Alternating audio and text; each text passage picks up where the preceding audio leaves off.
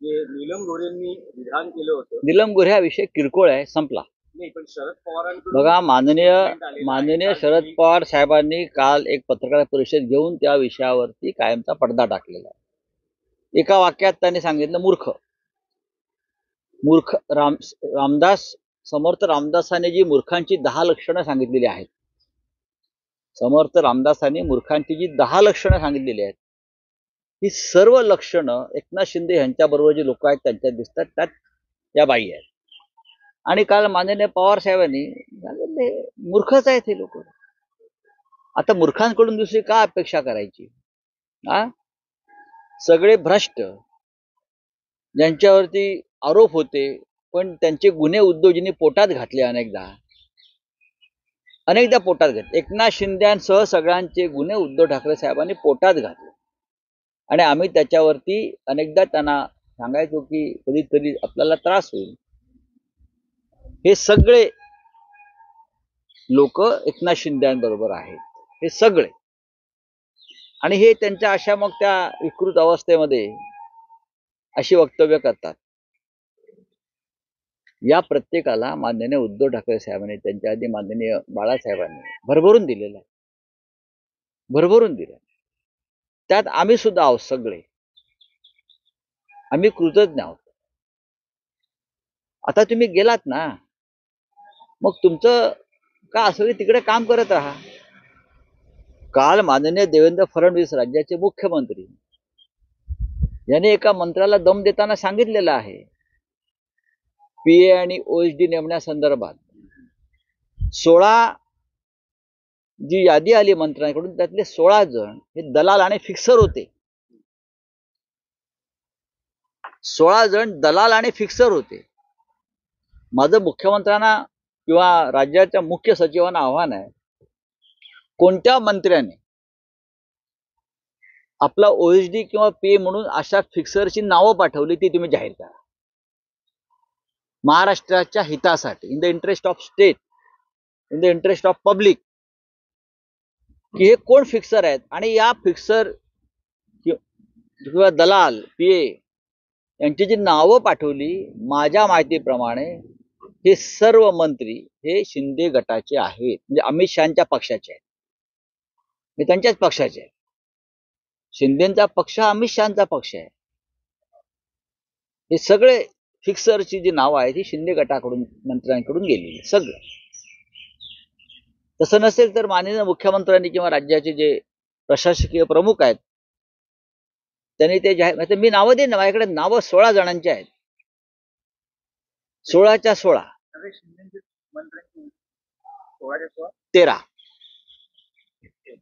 13 शिंद्यांचे आहेत आणि उरलेले जे आहेत ते अजित पवार गटात.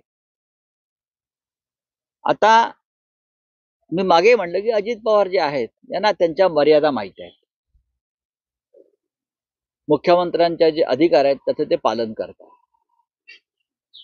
अजित पवार हे पाप धुवायला प्रयागराजला गेले नाहीत. त्यांना माहिती आहे महाराष्ट्रामध्ये सुद्धा अनेक पवित्र नद्या, तीर्थस्थळं आहेत. काही लोकांनी इतकं पाप केलंय, गेल्या 2.5 वर्षात त्या पापाचा कडेलोट झाला आणि ते मग गेले.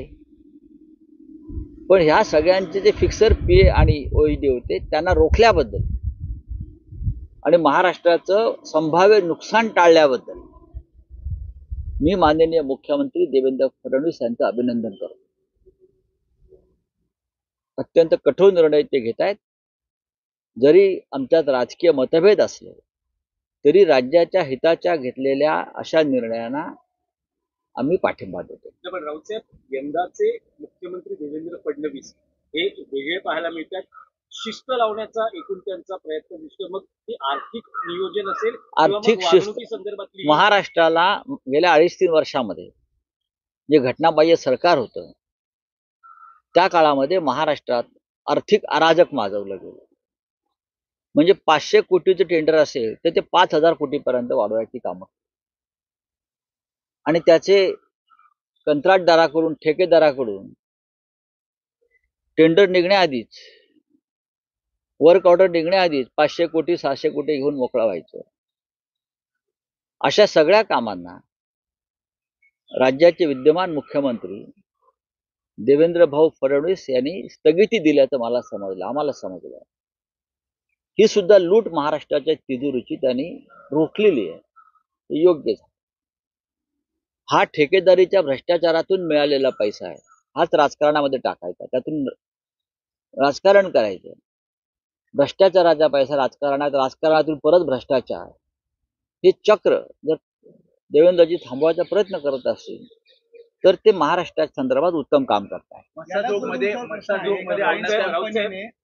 अधिकाऱ्यांवर MMRDच्या अधिकाऱ्यांवर भ्रष्टाचाराचे आरोप केलेले आहेत. फ्रेंच इंजिनिअरिंग कंपनी MMRDचे महत्त्वाचे प्रोजेक्ट हे आम्ही वारंवार सांगतो आहोत ना.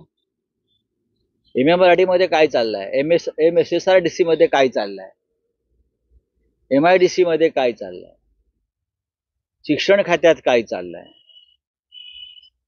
सामाजिक न्याय खात्यात बरं का गोरगरिबांची मुलं आहेत तिथे काय चाललंय. एक दिवस धाडी घातल्या, पुढे काय, पुढे मी सांगेन काय आहे ते. आम्ही सांगू, आमचे विधानसभेत अधिवेशनात लोक सांगतील काय चाललंय कुठे ते. आणि स्विस कंपनीने जो आरोप केलेला आहे तो 100% सत्य आहे, 100% सत्य आहे. राऊत साहेब, एक विषय होता की काल पवार साहेबांना विचारण्यात आलं होतं धनंजय मुंडे आणि कोकाटेंच्या राजीनाम्याबद्दल नैतिकतेच्या आधारावर त्यांनी राजीनामा द्यावा का. तर त्यांचं असं विधान होतं की नैतिकतेचा आणि या मंत्र्यांचा काही संबंध आहे का, असं आहे. आत्मसन्मान असेल तर यांनी पदावरून दूर व्हायला. बघा, या सरकारच्या आसपास नैतिकता फिरत नाही असं मी बोललो. मी जेव्हा म्हणतो की भारतीय जनता पक्षाच्या आसपास नैतिकता फिरत नाही, घाबरते फिरायला, याचा अर्थ असा आहे की जे सरकार त्यांच्या नेतृत्वाखाली सुरू आहे त्या सरकारच्या आसपास नैतिकता बरं का कुठे फिरताना तुम्हाला दिसणार नाही. नैतिकता, प्रतिष्ठा, स्वाभिमान अजिबात नाही. आत्मसन्मानाची गोष्ट पवार साहेबांनी केलेली आहे. या सरकारला कोणताच आत्मसन्मान नाही. आणि सरकारमध्ये जे मंत्री आहेत ज्यांच्यावर भ्रष्टाचाराचे, खुनाचे आरोप आहेत त्यांच्याकडे ते असण्याची शक्यताच नाही. राऊत साहेब, आज सुप्रीम कोर्टात महापालिका निवडणुकांसंदर्भात सुप्रीम सुनावणी आहे. तुम्हाला असं वाटतं आज तरी काही हे सुप्रीम शब्द आपण अनेक वर्ष ऐकतो आहोत. सुप्रीम सुनावणी, सुप्रीम सुनावणी. आमच्या 40 आमदारांच्या संदर्भात सुद्धा सुप्रीम सुनावणी, आमच्या पक्षाचं नाव चिन्हाबाबत सुद्धा सुप्रीम सुनावणी बरं का. पण ही सुप्रीम सुनावणी न करताच मुख्य न्यायाधीश पळून गेले, रिटायर झाले, निवृत्त झाले. आता कुठे जातात, काय करणार, त्यांना कोणतं पद सरकारमध्ये मिळतंय की लंडनला जाऊन स्थायिक होत आहेत, पाहावं लागेल. तुम्हाला काय वाटतं उन्हाळ्यात निवडणुका महापालिकेच्या आज तरी होऊ शकेल का सुनावणी. कारण मला असं वाटत नाही. सुनावणीवर भवितव्य आहे. नाही, न्यायालयावरती राजकीय निर्णयाबाबतीत आमचा विश्वासच राहिलेला नाही. राजकीय जे निर्णय आहेत अशा पद्धतीचे आमदारांच्या अपात्रतेसंदर्भात, महापालिकांच्या निवडणुकांसंदर्भात हे राजकीय दबावाखालीच, सरकारच्या दबावाखालीच घेतले जातात. राऊत साहेब, आज सुप्रीम कोर्टात महापालिका निवडणुकांसंदर्भात सुप्रीम सुनावणी आहे. तुम्हाला असं वाटतं आज तरी काही हे सुप्रीम शब्द आपण अनेक वर्ष ऐकतो आहोत. सुप्रीम सुनावणी, सुप्रीम सुनावणी.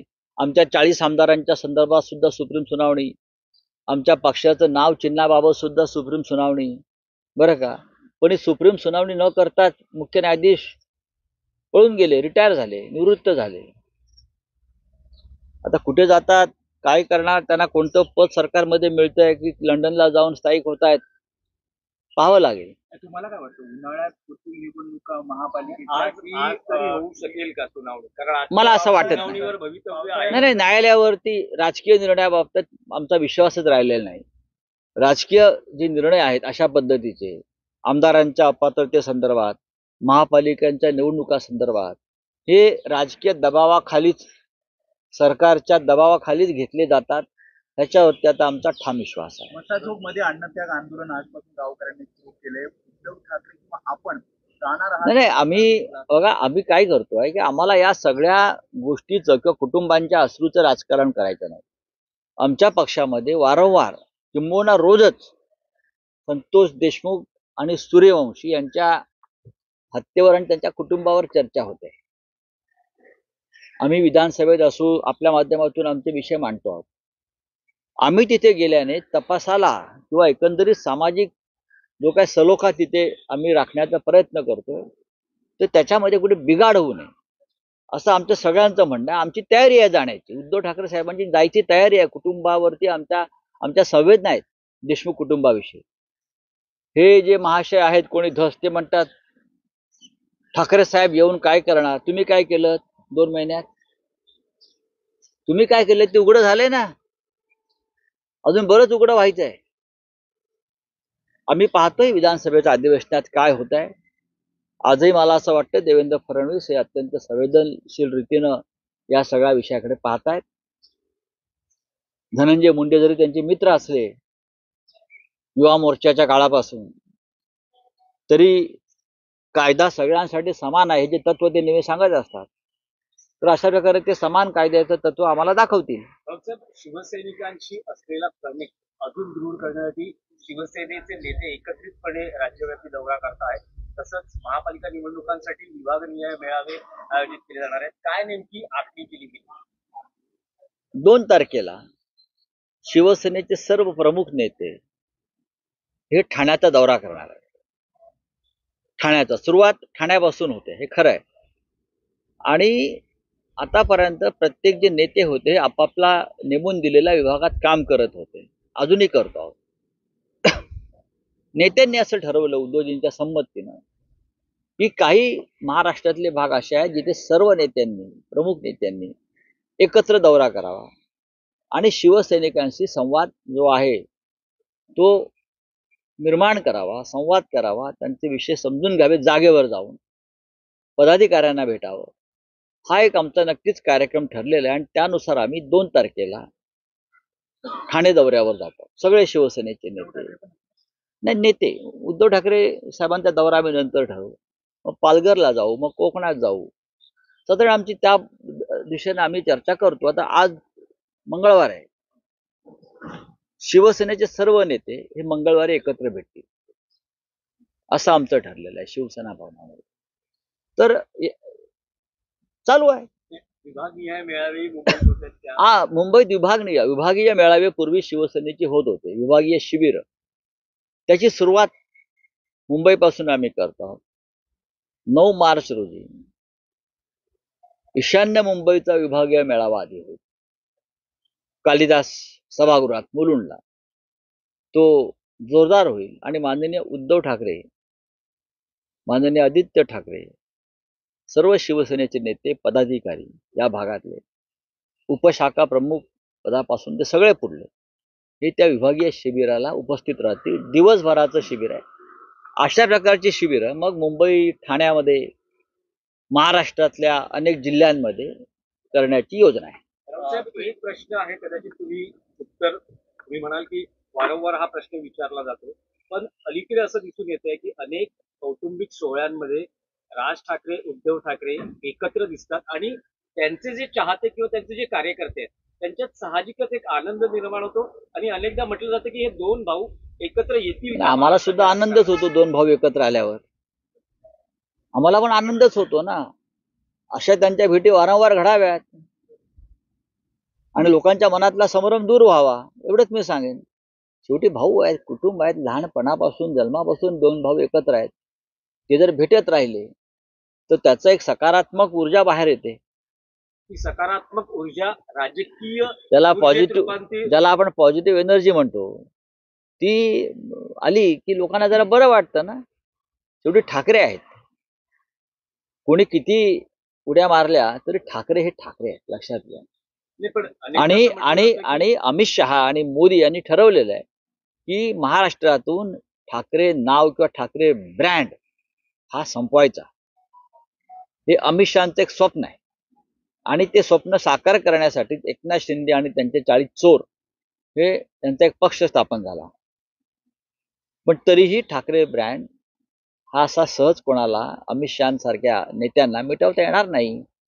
तुमच्या हातामध्ये न्यायालय, चुनाव आयोग वगैरे काय असलं तरी ठाकरे हे मी परत परत सांगतो, नाही, पण ठाकरे राऊत ठाकरे साहेब आहेत. असं म्हटलं जातं की दोन भावांना एकत्र आणण्याचं कौशल्य जर आता कोणामध्ये असेल तर ते संजय राऊतांमध्ये आहे. कारण ते दोघांचेही मित्र आता राहिलेले आहेत. प्रश्न मित्र असण्याचा नाहीये. प्रश्न आता हा तो राजकीय आहे. आणि आमच्यामध्ये व्यक्तिशः जी नाती आहेत, भावांचं नातं असेल, मित्रत्वाचं नातं असेल, त्याच्यामध्ये आमच्यामध्ये कुठे वाद नाहीये. महाराष्ट्राच्या शत्रूशी कोणी हात मिळवणी करू नये ही आमची भूमिका. नेत्यांना मिटवता येणार नाही. तुमच्या हातामध्ये न्यायालय, चुनाव आयोग वगैरे काय असलं तरी ठाकरे हे मी परत परत सांगतो, नाही, पण ठाकरे राऊत ठाकरे साहेब आहेत. असं म्हटलं जातं की दोन भावांना एकत्र आणण्याचं कौशल्य जर आता कोणामध्ये असेल तर ते संजय राऊतांमध्ये आहे. कारण ते दोघांचेही मित्र आता राहिलेले आहेत. प्रश्न मित्र असण्याचा नाहीये. प्रश्न आता हा तो राजकीय आहे. आणि आमच्यामध्ये व्यक्तिशः जी नाती आहेत, भावांचं नातं असेल, मित्रत्वाचं नातं असेल, त्याच्यामध्ये आमच्यामध्ये कुठे वाद नाहीये. महाराष्ट्राच्या शत्रूशी कोणी हात मिळवणी करू नये ही आमची भूमिका.